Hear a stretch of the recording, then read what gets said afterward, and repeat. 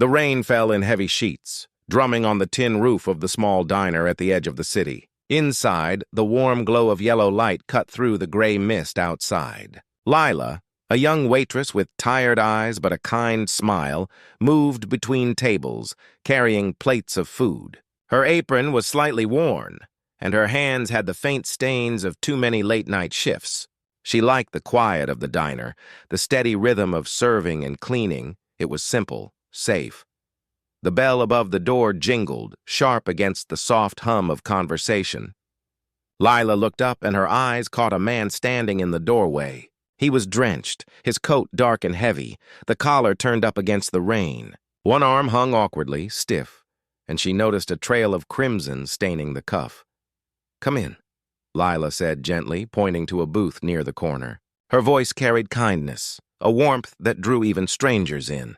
"You look like you need something to eat. And dry clothes if you can manage it." The man stepped in cautiously, his eyes dark and shadowed. Lila noticed the faint tremble in his jaw and the way he kept glancing at the streets outside, as if expecting someone or something. He didn't speak, only nodded. Lila guided him to the booth, draping a towel over his shoulder as she poured hot tea into a chipped cup. "I'll bring you a warm meal," she said softly. "On the house, you look like you've been through a lot tonight." For a moment, he just stared at her, his expression unreadable. Then, with a voice low and calm, he said, "Thank you. That is unexpected." Lila smiled, trying to hide the quickening of her pulse. Something about him was strange, magnetic, even dangerous. But she couldn't explain why her heart felt heavier at the sight of him. She went to the kitchen, preparing a plate of rice, bread, and stew. The diner was quiet except for the rain and the soft clinking of dishes. When she returned, the man had pulled his coat closer around him, hiding the wound as best he could. His eyes followed her every step. "I'm Lila," she said, setting the plate in front of him. "You don't have to tell me your name if you don't want to. Just eat something. You need it." He nodded, but before he could speak, the door jingled again. A group of men entered, speaking loudly, their voices sharp against the soft atmosphere. They paused, scanning the diner, and their eyes landed on the man at the corner booth. Lila noticed the tension rise in the air, an unspoken recognition, a warning she could not hear but could feel. The man did not flinch. He continued eating slowly, deliberately, as if the world around him did not exist. Lila's heart thumped in her chest. There was something dangerous about him, something more than just the wound on his arm. "You shouldn't be here alone," Lila said, hesitating as she wiped a corner of the table. "It's late, and the streets aren't safe." He looked at her then, truly looked, and for the first time she felt the weight of his gaze. His eyes were dark, almost black, yet full of something that made her shiver, not fear but awareness. "I've never been alone," he said quietly, almost a whisper. "Even when I wanted to be." Lila didn't reply. She only nodded, pretending she understood more than she did. There was a story behind him, she could feel it, one of shadows, of pain, of power. And yet, he had allowed her kindness without hesitation. That alone surprised her. Hours passed. The rain slowed outside, turning into a soft drizzle. The diner emptied except for a few regulars, the quiet settling into a gentle rhythm. Lila moved back and forth, clearing tables, bringing more tea, stealing glances at the man in the corner. He finished his meal but did not leave. Instead, he leaned back, watching the emptying streets through the window, lost in thought. Finally, curiosity overcame caution. Lila approached him, holding a cup of tea. "You can tell me your name if you want." "You don't have to hide from me." "I won't judge."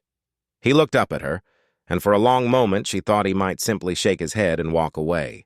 Then slowly he said, "Alexander." Alexander Moretti. The name hit her like a sudden cold wind. Something in the world seemed to shift, the air heavier, charged with tension. "Moretti," she repeated, tasting the syllables. "Are you—" "I am," he said quietly, meeting her eyes. "I am who you think I am." Lila's heart skipped. There were rumors in the city. Whispers of a powerful man who controlled streets, families, and fortunes, a man whose name alone could send fear through anyone. And now he was sitting in her diner, wounded and quiet, letting her serve him a meal as if he were human. Alexander noticed her hesitation and offered a faint smile. It was almost sad, almost weary, and it softened the hard edges of the rumors. "Do not be afraid," he said. "You are safe here, with me. You are safe." And for a moment Lila believed him. Days passed. Alexander returned to the diner, always quiet, always observing, always injured in some small way that seemed to haunt him. Lila learned his habits. He came when the streets were empty, when danger lurked nearby, and left before it could reach her. And though she tried to keep her distance, she found herself drawn to him. The way he watched the rain, the way he sipped his tea slowly as if savoring each drop, the way his eyes betrayed a loneliness that no one could touch. She began to notice signs of his power, too. Arguments in the streets would stop when he appeared.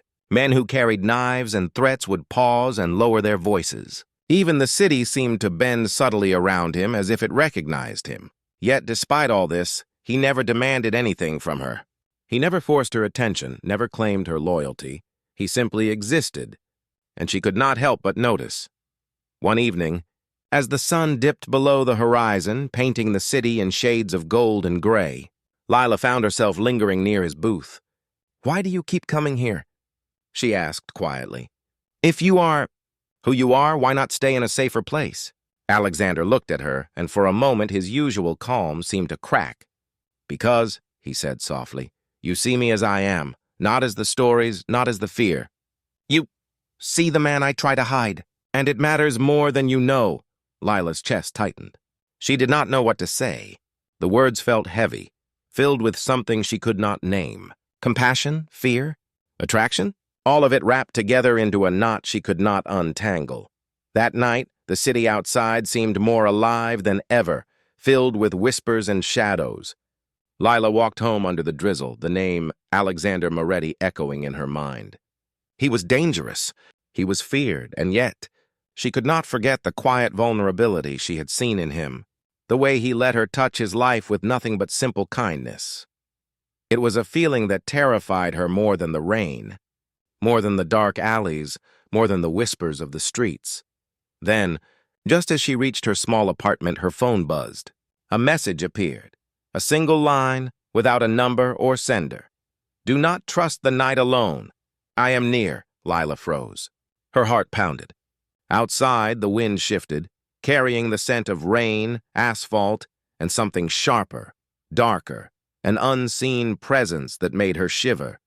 She knew without seeing him that Alexander had been close, watching, protecting.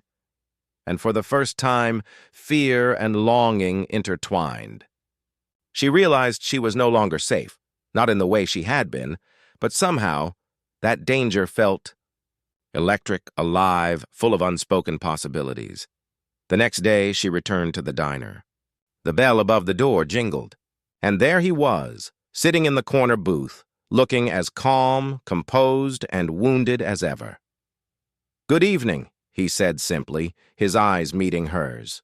And in that moment, Lila knew her life had changed forever. Because the man who controlled fear itself had entered her world, and she could not turn away. And somewhere deep in her chest, a small, dangerous part of her wondered, could someone like him truly be saved? Or could he save her? The rain fell outside once more, soft and unrelenting, and the city held its breath. The rain had stopped, but the streets were still slick with water, reflecting the neon lights in long, trembling streaks. Lila carried herself through the city, the memory of Alexander Moretti, the wounded man in the diner, pressing against her mind like a shadow she could not shake. Every step made her aware of the danger she had glimpsed, the life she had been drawn into against her will. She returned to the diner that evening, though a part of her wanted to stay away. She worried for her safety. But even more, she worried for Alexander. The man who had saved her, who had allowed her kindness, needed her as much as she needed him, she realized. Inside, the diner was quiet. the low hum of the refrigerator and the faint clatter of dishes the only sound. Alexander sat in his usual booth, head bowed, one hand on the table. He looked up as she entered, his eyes sharp and unreadable, yet softer than anyone could imagine of the man whose name struck fear across the city. "Lila," he said simply. His voice carried a weight that made her stomach tighten. "You came?" "I couldn't stay away," she admitted, setting a cup of tea in front of him. I worry about you." Alexander's lips twitched, almost a smile, but it faded quickly. "And yet worry will not protect either of us." She sat down across from him, watching him carefully. There was a tension in his posture, a careful restraint that spoke of battles fought in shadows, of threats too numerous to count. And still, there was a quiet warmth in his gaze when he looked at her, something fragile and real. "You need help," she said softly. "Not just tea or food, but someone to trust. You can't carry everything alone." Alexander studied her, as if weighing her words against the heavy world he carried. Then finally he nodded. "You see more than most," he admitted. "Perhaps too much. But you are right. I cannot do this alone, and I would rather risk sharing it with you than face it entirely in silence." Lila felt her chest tighten. The air between them was heavy, not with fear this time, but with possibility. She realized that her presence mattered to him in a way she had never imagined, that her kindness had opened a door he thought long closed. As the night deepened, shadows shifted outside the diner. Lila noticed figures moving along the wet streets, silhouettes that paused and lingered before disappearing into the darkness. Alexander's eyes followed them, sharp and alert, and Lila understood. His world was never simple, and danger always lingered nearby. "We need to be careful," he said, his voice low. "There are those who would harm you just to reach me." "I am not afraid," Lila replied, though her pulse raced. "Not when I am with you." He looked at her, and for the first time, the mask of control and power faltered. Vulnerability flickered in his gaze, raw and real. "You make it easier," he said. "And harder because you make me want a life I thought I could never have." Lila's hand brushed against his, lightly, almost accidentally. He did not pull away. The contact was brief, but it sent warmth through both of them, a quiet acknowledgement that their connection was no longer simple or safe. Days passed. Alexander's enemies tested him more boldly now, sensing that his focus was divided. Lila's safety was tested too. A package left outside the diner contained threats, subtle, veiled, dangerous. Yet she refused to hide, refusing to allow fear to define her. Alexander watched her, torn between protecting her entirely and allowing her to stand strong on her own. He was used to control, used to dominance, yet Lila showed him another kind of power, the quiet courage of a human heart, willing to face danger without surrender. One evening, a particularly cold wind swept through the city, carrying the scent of wet asphalt and the distant sound of sirens. Lila walked into the diner to find Alexander waiting, his usual calm replaced by a tension she had not often seen. "Something is coming," he said, not as a warning, but as a statement. His eyes were sharp, scanning the empty streets through the windows. "And it is closer than I feared." Lila swallowed hard. "Then we face it together," she said, meeting his gaze without flinching. He regarded her for a long moment, then nodded. "Together," he repeated. The word sounded like a promise, fragile and strong at once. That night they left the diner together. The streets were almost empty, the only sound their footsteps on the wet pavement. Alexander moved with ease, shadowed and powerful. And yet he slowed when Lila struggled to keep pace, watching over her with a care that unsettled and comforted her at the same time. They reached the edge of the city, where the buildings gave way to a quiet park, trees glistening with rain. A figure emerged from the shadows, a man Alexander clearly recognized. His stance aggressive, his presence threatening. "Stay behind me," Alexander said, his voice low but steady. Lila hesitated, but she did not move away. She realized that she no longer wanted to hide. She trusted him, and perhaps he trusted her in return. The man spoke, his voice sharp, carrying old grievances. Alexander's response was calm, measured, and commanding. Yet, when the stranger moved to strike, Alexander stepped forward, swift and precise, disarming the threat without harm.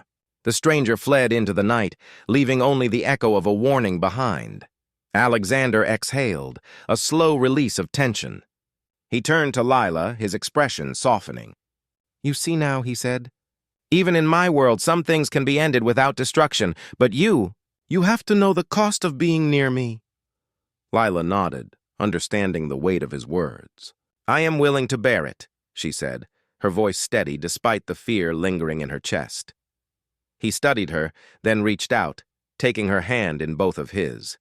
The gesture was gentle, but it carried a power she could feel in her bones. "Then we walk forward together," he said. "Into danger, into darkness, and perhaps into something brighter than either of us imagined." In the days that followed, they became inseparable. Alexander's presence in her life was constant yet measured. He protected her, guided her, and taught her the subtle truths of his world, the delicate balance between fear and respect, power and compassion.